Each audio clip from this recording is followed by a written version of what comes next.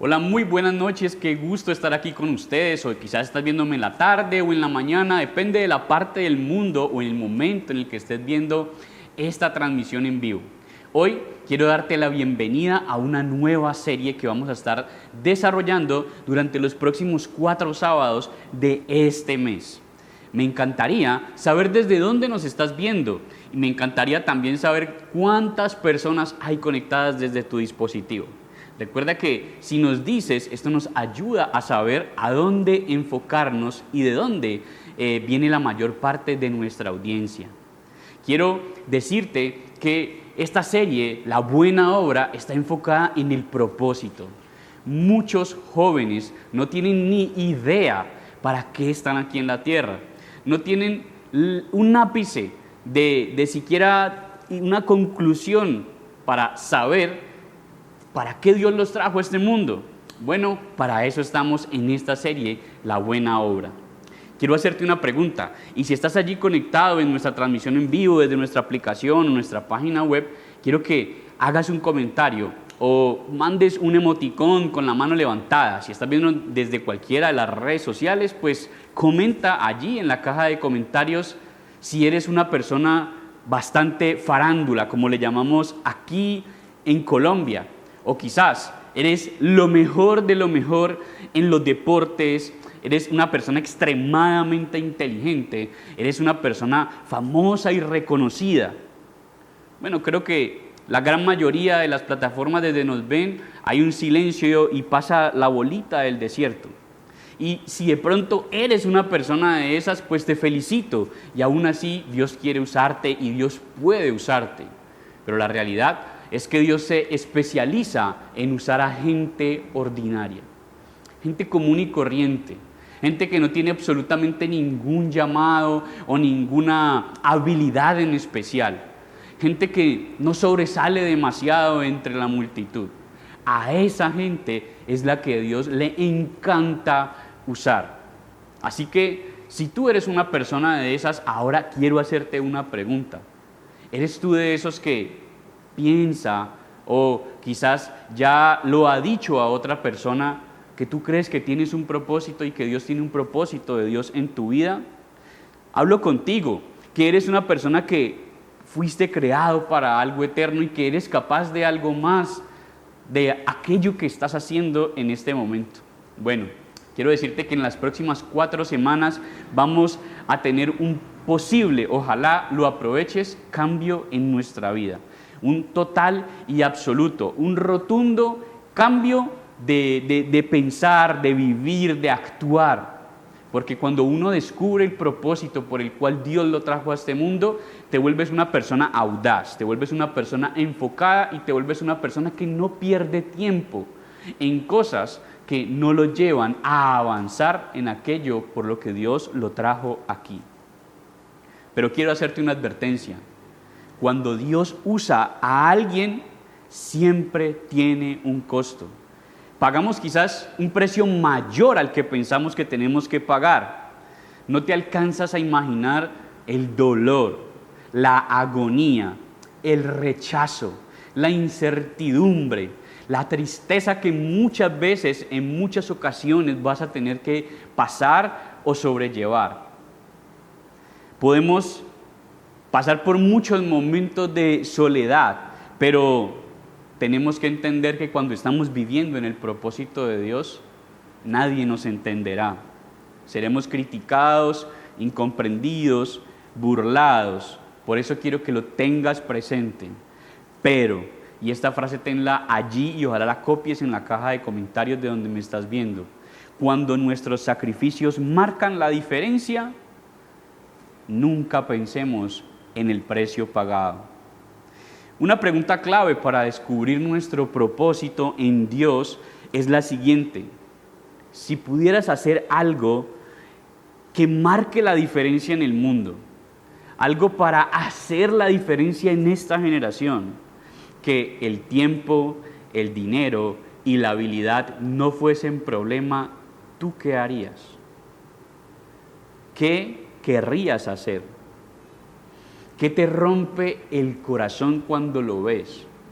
¿Qué es aquello que tú quizás estás viendo televisión, estás navegando por internet, estás caminando en la calle con tus amigos y cuando ves eso precisamente a ti el corazón se te rompe en dos y muchas veces también has roto en llanto. ¿Qué podría ser ese algo que puedes hacer al respecto acerca de eso que rompe tu corazón?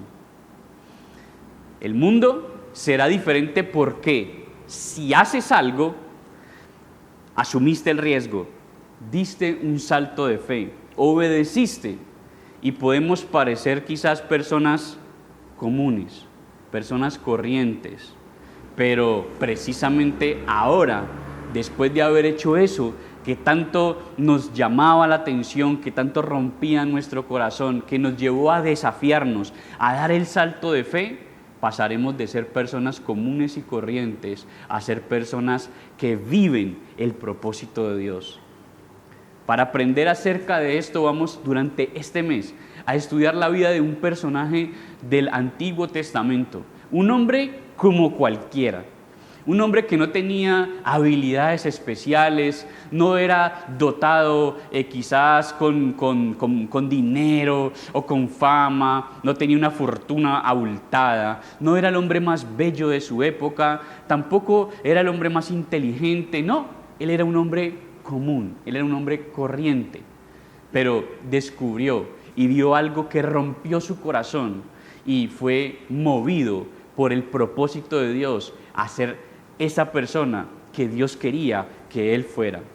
Acompáñenme por favor al libro de Nehemías, capítulo 1, y vamos a leer esta hermosa historia. Es la historia que vamos a desarrollar durante todo este mes y nos va a enseñar a descubrir, a vivir y a trasegar hasta el final en el propósito de Dios para tu vida. Dice la versión Nueva Traducción Viviente de la siguiente manera, Nehemías 1. A fines del otoño, en el mes de Quisleu, del año 20 del reinado de Artajerjes, me encontraba en la fortaleza de Susa, aquí está hablando el mismo Nehemías. Ananí, uno de mis hermanos, vino a visitarme con algunos hombres que acababan de llegar de Judá, la tierra natal de Nehemías. Les pregunté por los judíos que habían regresado del cautiverio y sobre la situación en Jerusalén. Quiero colocarlos en contexto. 140 años antes de esta visita del hermano de Nehemías a Nehemías, el rey de Babilonia, un rey absolutamente malvado llamado Nabucodonosor, invadió todo el terreno y todo el territorio de la tierra de Israel. En ese momento el pueblo de Israel, el pueblo de Dios, había abandonado a su Dios. Se había hecho a otros dioses, había hecho todo lo que Dios precisamente le había advertido que no hiciera, sino iba a ser abandonado por Dios. Se esforzaron por hacer enojar a Dios. Entonces sencillamente Dios quitó su protección de ellos y ocurrió lo que le ocurre a cualquiera que se aleja y desafía al Dios Todopoderoso creyendo que puede vivir sin Él. La palabra es muy clara cuando dice que apartados de Dios nada podemos hacer, y eso precisamente fue lo que le pasó al pueblo de Israel. El pueblo de Israel fue invadido por un rey malvado. Es más, malvado es un piropo para este rey, es un halago, era malvadísimo. Era quizás uno de los reyes más sanguinarios que tiene toda la palabra de Dios. Este rey invadió el territorio y no solamente estuvo contento con su invasión y con quitarle lo que tenían, sino que se ensañó con ellos y destruyó absolutamente todo. Y no estoy exagerando, él destruyó absolutamente todo, todo lo llevó a ruinas. Todas las casas, todas las cisternas, todo lo que ellos habían construido, lo llevó a ruinas. Para que usted se haga una idea, y si de pronto usted es de los que hace el devocional y ha hecho el devocional con el libro de Deuteronomio y con el libro de Jueces y con todos los libros que vienen de ahí en adelante, Reyes, se va a dar cuenta que el pueblo de Israel construyó un templo. El rey David quiso construir un templo, pero el que lo construyó fue el rey Salomón. Todo esto se desarrolla en las crónicas, en el libro de Samuel, en el libro de Reyes, en los libros de Reyes, en donde Salomón, el hijo de David, construyó el palacio más hermoso para el rey más grande que es nuestro Dios. Construyó un templo con una magnitud, con una belleza, con una precisión hermosa. Bueno, ese templo del que habla la palabra, donde los judíos celebraban sus fiestas y celebraban sus sacrificios en honor al Señor, fue reducido a cenizas. Así como usted lo oye, y si usted de pronto ha leído y sabe más o menos cómo era de majestuoso este templo, sabrá la magnitud del daño y de lo perverso que era este rey Nabucodonosor. Décadas después de esta invasión, muchos judíos fueron llamados a que retornaran a sus tierras, porque la gran mayoría de ellos fueron exiliados. Se los llevaron como esclavos, o se los llevaron presos, sería una palabra más común en estos días. Se los llevaron presos, se los llevaron como esclavos a otros lugares. Y algunos, más de 50,000, tuvieron que retornar. Los enviaron a retornar a su tierra para tratar de reconstruir su tierra natal, para tratar de hacer algo con esas cenizas, con ese barrizal que quedaba allí. Bueno, aquí empieza la historia de Nehemías, y aquí empieza la visita del hermano de Nehemías a Nehemías. Dice el versículo 3, esto fue lo que le dijo el hermano a Nehemías. Me dijeron, el hermano y los hombres que estaban con el hermano, las cosas no andan bien.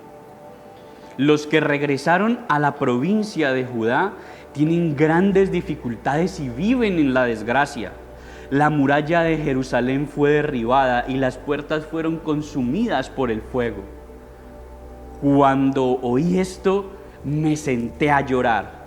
De hecho, durante varios días estuve en duelo. Ayuné y oré al Dios del cielo. Y dije, oh Señor, Dios del cielo, Dios grande y temible, que cumples tu pacto y tu amor inagotable con los que te aman y obedecen tus mandamientos. Escucha mi oración y verás que oro de día y de noche por tu pueblo Israel.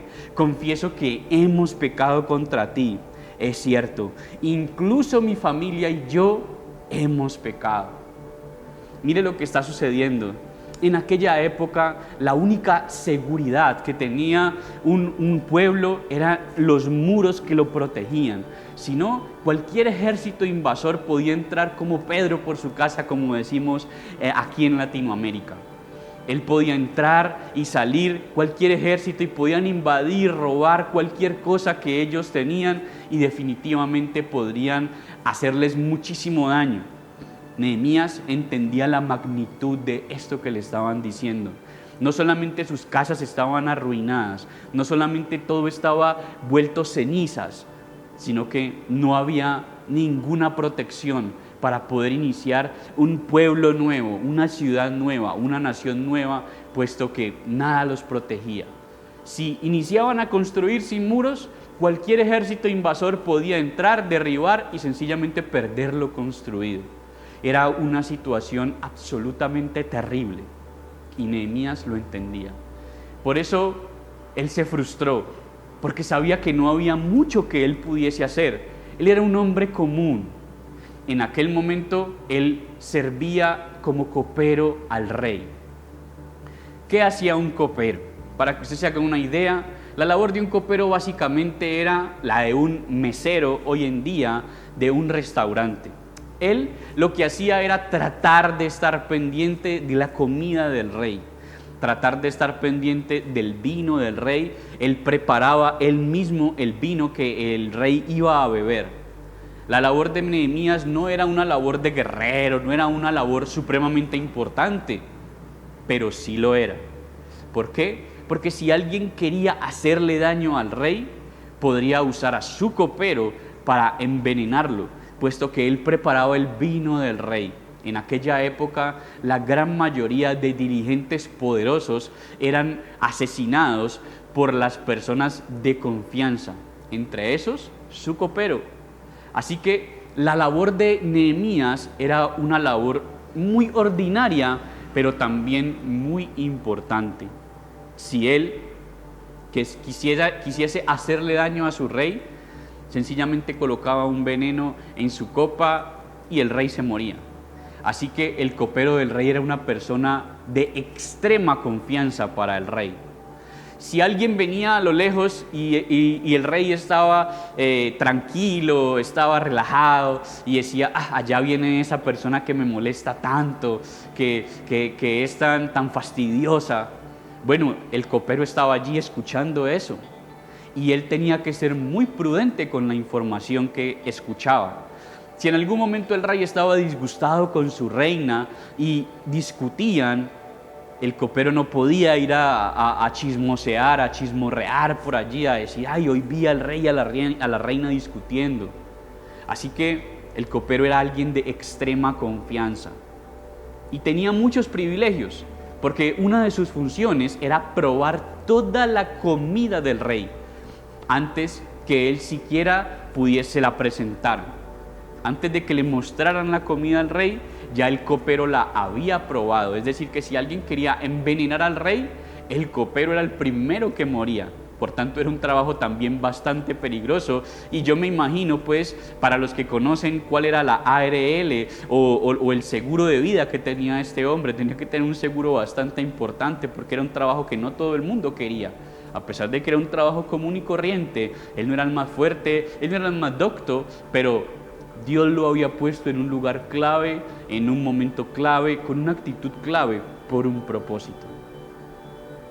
Nehemías dice que apenas escuchó cómo estaba su gente, cómo estaba su nación, cómo estaba su pueblo, cómo estaba su familia, aquellos que él tanto amaba, él sencillamente cayó derrumbado y se sentó a llorar.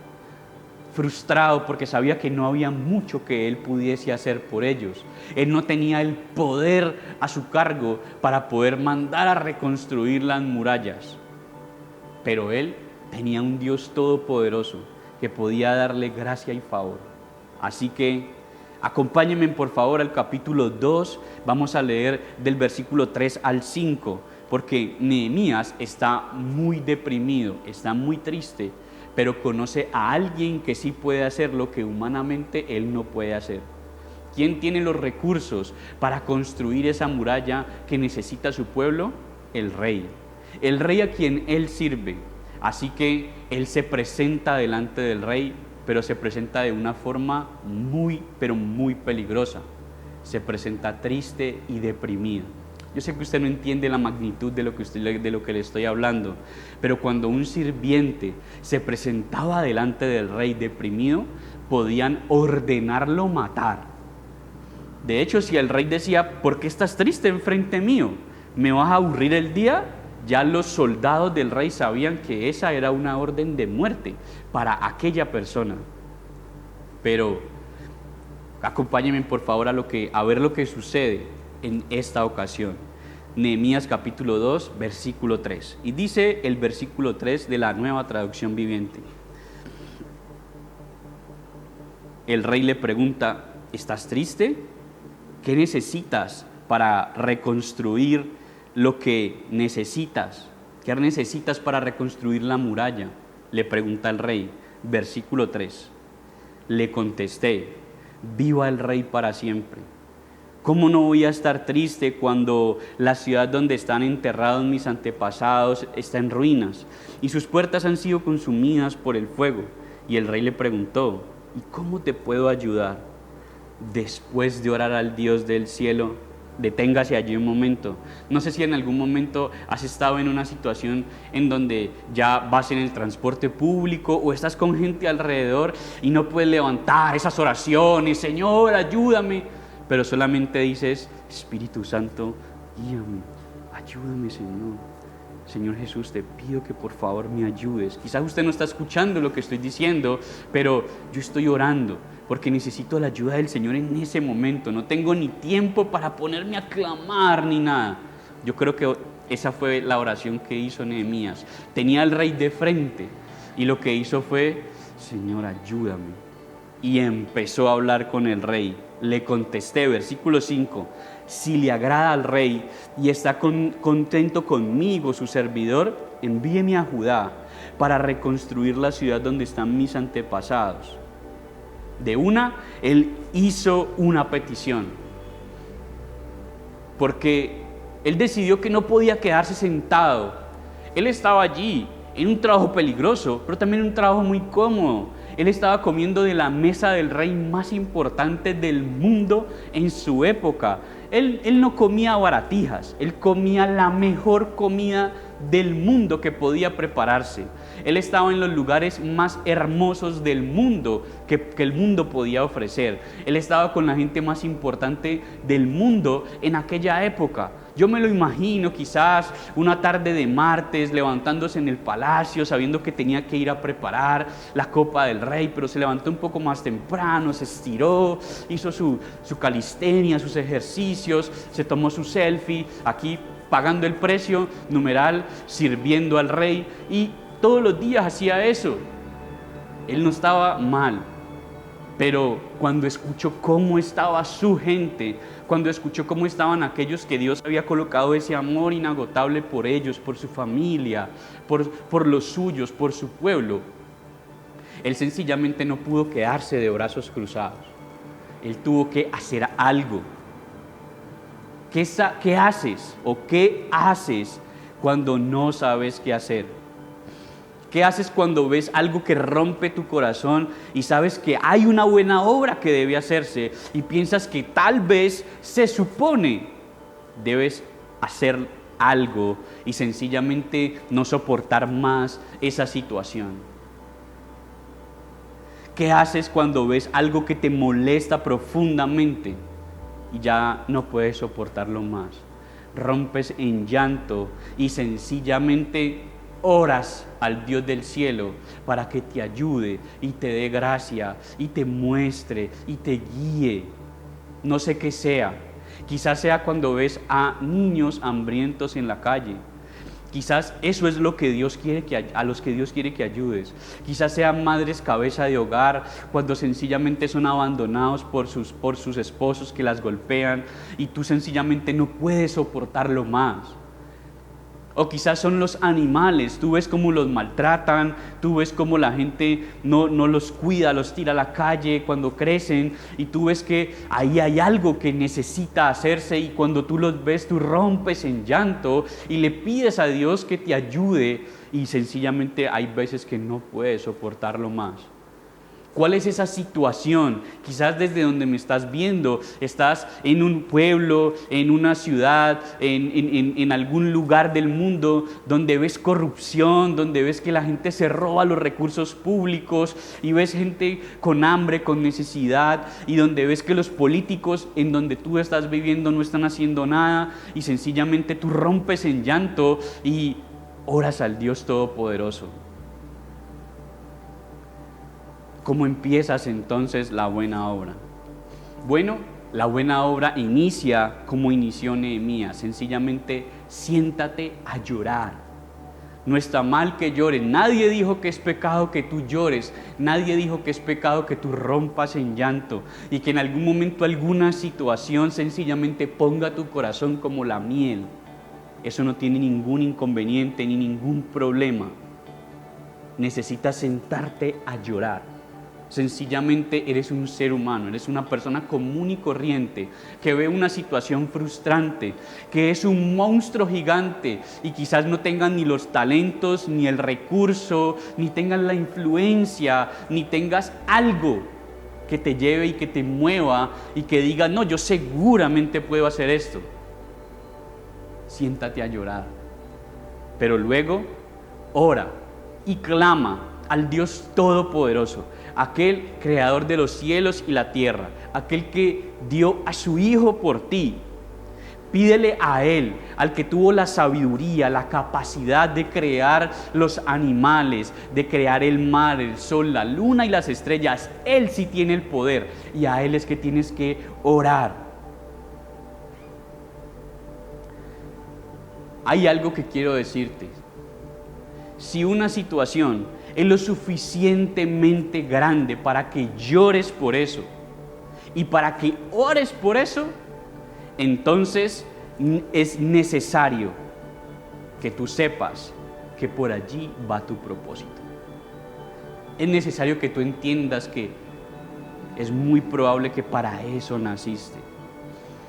Si es lo suficientemente grande para llorar por eso, entonces es lo suficientemente grande para orar por eso. Necesitas orar. Y cuando hayas orado, podrás entender que entonces el propósito de Dios para tu vida va por esa línea. Recuerda que Dios y tú siempre serán mayoría. Y hay un tercer paso. Después de llorar, después de orar, levántate y actúa. Nehemías fue y arriesgó su vida. Fue a ver al rey más importante, aquel al que él servía. Fue triste porque llevaba días en una depresión, sumido en la tristeza, pero aún así arriesgó su vida. Dijo, yo prefiero llegar triste donde el rey, porque sé que él sí me puede ayudar, y ya oré al Dios Todopoderoso para que me dé la gracia y el favor delante del rey y me ayude a hacer esta obra, esa obra que Dios le había puesto en el corazón a Nehemías. Levántate y actúa. Por eso que quiero que aprendamos en este primer tema de esta serie, la buena obra. Lo que quiero que aprendamos es lo siguiente: aquello que te rompe el corazón y te lleva a orar tiene mucho que ver con el propósito de Dios para tu vida. Aquello que rompe tu corazón, aquello que te pone a llorar, esa situación que te frustra, que sencillamente te sume en la tristeza y luego te lleva a orar por eso, a pedirle a Dios que te ayude, a pedirle a Dios que te dé gracia, que te dé favor, entonces eso tiene que ver mucho con el propósito de Dios para tu vida. Todos nos beneficiamos de tener un propósito, porque el propósito nos brinda una brújula, esa brújula interna que guía nuestros pensamientos y nuestras acciones, nos hace personas enfocadas, nos hace personas audaces, nos lleva a arriesgarnos, a tomar esos riesgos, a dar esos pasos de fe. Solamente se logra eso teniendo un norte, es decir, un propósito marcado en nuestro corazón. La valentía de salir de nuestra zona de confort, la perseverancia para superar la oposición y la dedicación para ver ese propósito cumplido hasta el final es lo que da haber visto, haber descubierto, haber pensado, haber indagado en aquello que rompe nuestro corazón y nos pone a orar.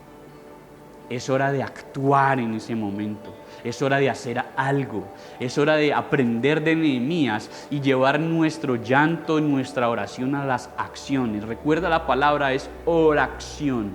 Ora y acciona en lo que oraste. Pídele a Dios que te ayude a llevar a cabo esa buena obra que en este momento tú estás pensando y estás diciendo, bueno, ¿qué es lo que a mí me rompe el corazón? ¿Qué es lo que a mí me apasiona?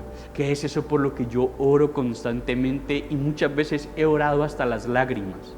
¿Qué es eso que Dios me trajo aquí a este mundo? ¿Para qué estoy aquí en la tierra?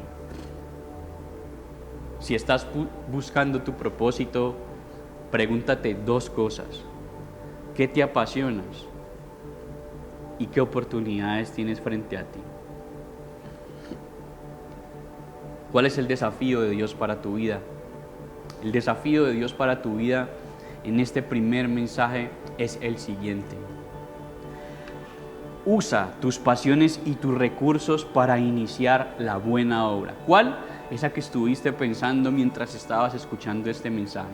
Esa que encendía tu corazón y quizás hasta mientras lo recordabas también lloraste un poco porque sabes que te apasiona y que es lo que te lleva a orar y a arrodillarte delante del Dios Todopoderoso. ¿Por qué?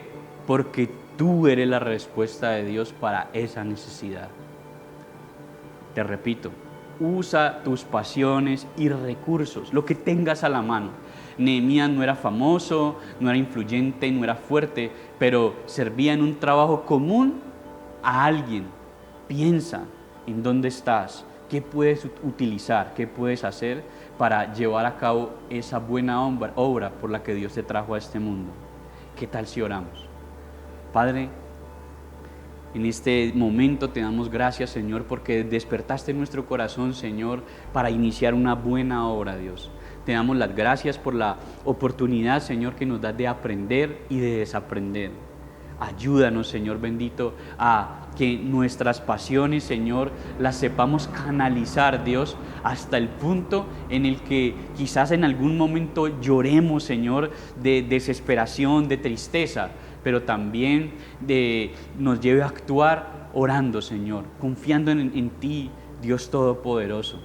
Padre, guía nuestros pasos, no permitas que nos desviemos ni a derecha ni a izquierda de aquello para lo que tú nos trajiste a este mundo. En el nombre de Jesús, amén y amén.